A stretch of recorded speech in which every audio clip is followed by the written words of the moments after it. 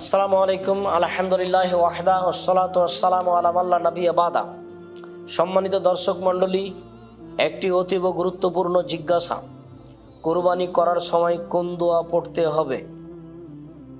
জি, কুরবানি করার সময় সবাকেই খেয়াল করে দোয়া পড়তে হবে, যে দোয়া রাসূল সাল্লাল্লাহু আলাইহি সাল্লাম পড়েছেন এবং যে পদ্ধতিতে রাসূল সাল্লাল্লাহু আলাইহি সাল্লাম কুরবানি করেছেন সে পদ্ধতিতেই কুরবানি করতে হবে। পদ্ধতি এবং দোয়া স্পষ্টভাবে রয়েছে একাধিক সহিহ হাদিসের মাধ্যমে। আনাস রাদিয়াল্লাহু তাআলা আনহু বলেন, জাহা রাসূলুল্লাহ সাল্লাল্লাহু আলাইহি সাল্লাম বিকাবসাইনা আমলাহাইনা আকরানাইনে।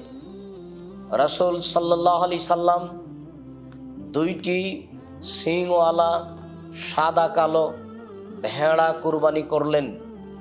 জাবাহুমা বিয়াদিহি, তিনি নিজে হাতে কুরবানি করলেন।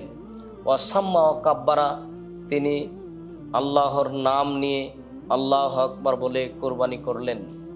আনাস রাদিয়াল্লাহু তাআলা আনহু বলেন, আমি দেখলাম তিনি তার পা কুরবানির পশুর চোয়ালের উপরে রাখলেন।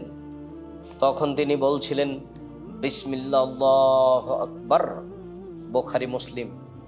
অত্র হাদিসে স্পষ্ট প্রমাণ হয় যে পশু জবে করার সময়, কুরবানির পশু জবে করার সময় বলতে হবে বিসমিল্লাহ আল্লাহু আকবার। তবে কুরবানির পশু জবে করার সময় বিসমিল্লাহ আল্লাহু আকবার বলার পরে এইভাবে দোয়া পড়া উত্তম হবে।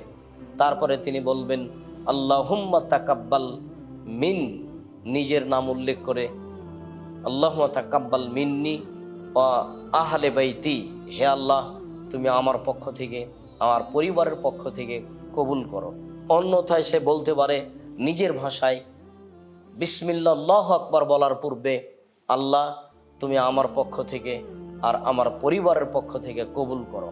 অথবা বিসমিল্লাহ আল্লাহু আকবার বলার পরে বলবে আল্লাহ তুমি আমার পক্ষ থেকে আর আমার পরিবারের পক্ষ থেকে কবুল করো, এই বলে ছুরি গলায় দিবে। সম্মানিত দর্শক মণ্ডলী, আমরা আশা করছি যে আপনারা বিষয়টি খুব ভালোভাবে স্পষ্ট হয়েছেন। প্রত্যেক ব্যক্তি যখন কুরবানির পশু জবে করবে তখন প্রথমে বলবে বিসমিল্লাহ আল্লাহু আকবার, তারপরে নিজের ভাষায় বলতে পারে আল্লাহ তুমি আমার পক্ষ থেকে আর আমার পরিবারের পক্ষ থেকে এই কুরবানি কবুল করো। এটাই সুন্নাত, যা অত্র সহিহ হাদিস দ্বারা স্পষ্টভাবে প্রমাণ হয়, বোঝা যায়। আশা যে আমরা খুব দিনের মতো বুঝতে পেরেছি। আল্লাহু আ'লাম বিশ-শাওয়াব। ওয়া সাল্লাল্লাহু আলা নবী ওয়া সাল্লাম।